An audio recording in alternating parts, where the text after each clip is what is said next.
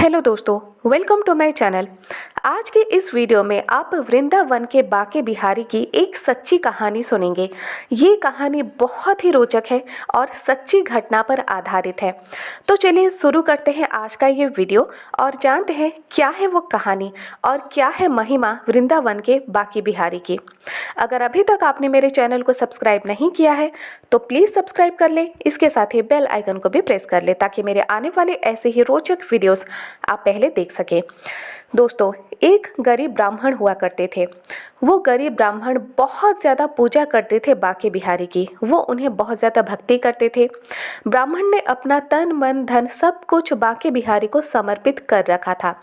लेकिन एक समय ऐसा आता है कि उन ब्राह्मण को बहुत ज़्यादा पैसों की ज़रूरत पड़ती है, तो उन्हें कुछ भी उपाय समझ में नहीं आता। फिर वो ब्राह्मण अपने ही गांव में एक महाजन के पास जाते हैं और कुछ पैसे उधारी पर लाते हैं। महाजन ने ये कहा था कि तुम हर महीने थोड़ा थोड़ा किस्त मुझे दे देना तो तुम्हारा उधार चुकता हो जाएगा। बस इसीलिए वो ब्राह्मण भी थोड़ा थोड़ा करके हर महीने अपने किस्त को देते जाते। लेकिन आखिर के कुछ किस्त बचे हुए थे, तभी महाजन एक खेल खेलता है। महाजन कोर्ट के जरिए एक नोटिस उन ब्राह्मण के घर भेजता है। नोटिस में था कि आपने ना तो किस्त दिया ना तो कोई सूद दिया, तो पूरा का पूरा उधार का पैसा बकाया है। किस्त के साथ आपको सभी पैसे चुकाने पड़ेंगे। ये बात देखकर ब्राह्मण बहुत ज़्यादा परेशान हो जाते हैं। उन्हें कुछ भी समझ में नहीं आता कि वो करे तो क्या करे। फिर वो महाजन के पास जाते हैं, उनके हाथ पैर जोड़ते हैं, लेकिन कोई फ़ायदा नहीं होता। कोर्ट में केस चला, फिर ब्राह्मण को कोर्ट जाना पड़ा, लेकिन उनके साथ कोई भी गवाह नहीं था। जब उन्होंने अपनी बात रखी कोर्ट में जज के सामने, तब जज ने पूछा कि आप जो कह रहे हैं कोई तो गवाह होगा, कुछ तो ऐसा होगा जिससे कि आप ये साबित कर सके कि आपने किस्त चुकाई है। लेकिन उन ब्राह्मण के पास कोई भी गवाह नहीं था, क्योंकि वो बहुत ज़्यादा गरीब थे, तो उनके साथ कोई आया भी नहीं था। ब्राह्मण और परेशान हो गए। फिर जज ने उन्हें कुछ समय दिया, कहा कि आप एक गवाह लेकर आइए कि जिसने देखा हो आपने किस्त चुकाई है। ब्राह्मण घर आ जाते हैं।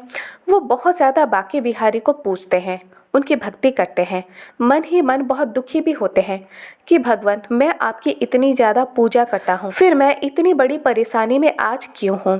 बाके बिहारी उनकी बात सुनते हैं। फिर तारीख आती है कोर्ट का।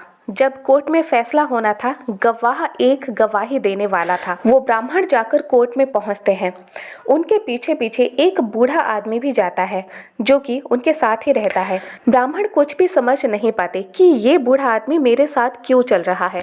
लेकिन जब ब्राह्मण कोर्ट के अंदर जाते हैं और फिर गवाही होती है, तो वो बूढ़ा आदमी कहता है कि मैंने देखा है, जब ये ब्राह्मण किस्त चुकाने जा रहे थे, हर महीने हर तारीख को मैं उनके साथ था और मैंने देखा है कि उन्होंने पैसे चुकाए हैं। फिर वो एक रजिस्टर देते हैं, जो कि होता है महाजन का रजिस्टर, और उसमें बकाया तारीख भी था, तारीख के साथ दस्तखत भी था। ये सब जज देखते हैं। जज ये देखकर बहुत ज़्यादा आश्चर्य हो जाते हैं, क्योंकि वही रजिस्टर उन्होंने पहले भी देख रखा था, लेकिन उसमें ऐसा कुछ भी नहीं था, ना पैसे चुकाने की बात थी, न कोई तारीख था। लेकिन जब उन्होंने फिर से वही रजिस्टर देखा तो उन्हें देखा कि तारीख भी है, पैसे चुकाने की बात भी वहाँ लिखी गई है। तो ये सब देखकर बहुत ज़्यादा आश्चर्य हो जाते हैं जज, और वो अपना फैसला सुनाते हैं कि वो ब्राह्मण बिल्कुल निर्दोष हैं, उन्होंने अपने पैसे चुकाए हैं। जज कहते हैं कि जो भी किस्त आपकी बाकी है वो सभी आप चुका दीजिए, फिर आप उधार मुक्त हो जाएंगे। तब ऐसा ही होता है।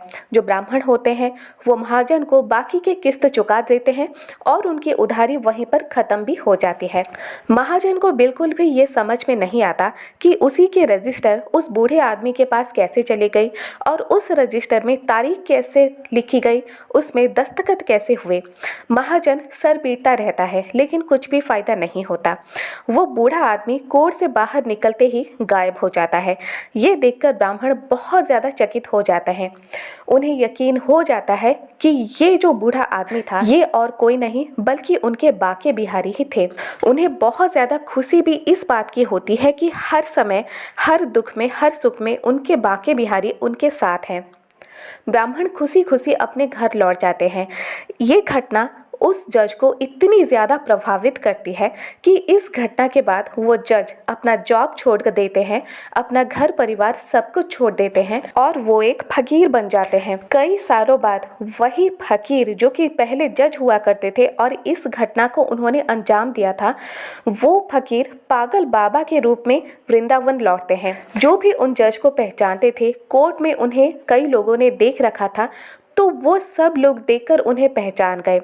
लोगों को ये भी पता चला कि किस घटना के बाद वो जज फकीर बन गए और पागल बाबा का रूप ले लिया और वो वृंदावन में ही रहने लगे। जब ये घटना लोगों के सामने आई और ये कहानी लोगों ने सुनी तो लोगों को बहुत ज़्यादा आश्चर्य हुआ। लेकिन कई लोग ऐसे भी थे कि उन्हें पता था कि कोई भी अगर अपने तन मन धन को समर्पित करके बांके बिहारी को पूजता है, उनकी भक्ति करता है, तो बांके बिहारी हमेशा हर सुख में हर दुख में उनके साथ जरूर ही रहते हैं। वृंदावन के बांके बिहारी की महिमा तो बहुत ही ज़्यादा अलग है, क्योंकि जो भी एक तक बांके बिहारी को देखता है वो देखता ही रह जाता है।